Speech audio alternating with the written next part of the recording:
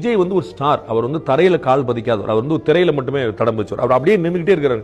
அவர் வெளியே வந்தாருன்னா உண்மையான துயரம் பாருங்க. வெள்ளத்துல பாதிக்கப்பட்ட விட்டு போட்டு தலைவர் வந்திருக்காருன்னு போயிடும். இது ஹானஸ்டான ஃபேக்ட், அதை புரிஞ்சுக்கணும். அந்த வெள்ள நிவாரண நிதி பாதிக்கப்படும், வெள்ள நிவாரண பணிகள் பாதிக்கப்படும். காவல்துறை போறாங்க. சாதாரண இப்ப அண்ணாமலையோ எடப்பாடி பழனிசாமி ஒரு 500 பேர் நிக்கிறாங்க அப்படின்னா பாதிக்கப்பட்டவங்க நிற்பாங்க, கட்சிக்காரங்க கொஞ்சம் நிற்பாங்க, சப்போர்ட் பண்ண நிற்பாங்க, மாற்று கட்சிக்காரன் கவர்மெண்ட் இப்படி பண்ணிச்சுன்னு சொல்லிருப்பாங்க. ஆனா விஜய் போனார்னா பாக்குறதுக்காகவே சும்மா இருக்கிறவங்க போறாங்க. அது எந்த வெள்ளத்தால பாதிக்கப்படாத பெட்டிக்கடை இருந்தவங்களும் பார்க்க வந்துடும். அப்ப அது ஒரு ஸ்டார் அப்படிங்கிற நீங்க வந்து பொலிட்டிக்கல் லீடர் பண்ணீங்க. தாவேக்கான ஒரு கட்சி ஆரம்பிச்சாருங்கனால மட்டுமே நீங்க அவர் பாத்திர முடியாது. அவர் நேற்று வரைக்கும் எங்க உள்ள இருந்து இன்னைக்கு மட்டும் ஏன் வரமாட்டோம் அப்படி நீங்க கேட்க முடியாது. அவர் வந்தாருன்னா நிறைய அசௌகரியங்கள் பொதுமக்களுக்கு ஏற்படும். அதை தெரிஞ்சுதான் செயல்பட்டு நினைக்கிறேன்.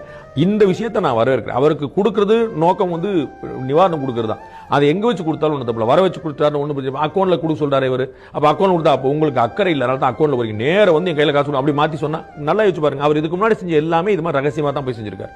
அவர் அனிதாவுடைய குடும்பத்தினை சந்திச்சாரு, துப்பாக்கி சூடுல தூத்துக்குள்ள இறந்தவருடைய குடும்பத்தை எல்லாமே ராத்திரில போய் ஏன்னா அவர் போனா அது ஒரு சீன் ஆயிரும், அது ஒரு பெரிய படம் ஆயிரும், தள்ளுமுள்ளாயிரும். அதுல 2 பேருக்கு ஏதாவது பிரச்சனை வந்து அப்ப இது மாதிரி செஞ்சாலே எனக்கு வந்து ஒரு பெரிய மாற்று கருத்துல நான் அதை ஏற்கிறேன். அவருடைய ஸ்டார் நம்ம புரிஞ்சுக்கிட்டு நீங்க அதை செயல்படும்.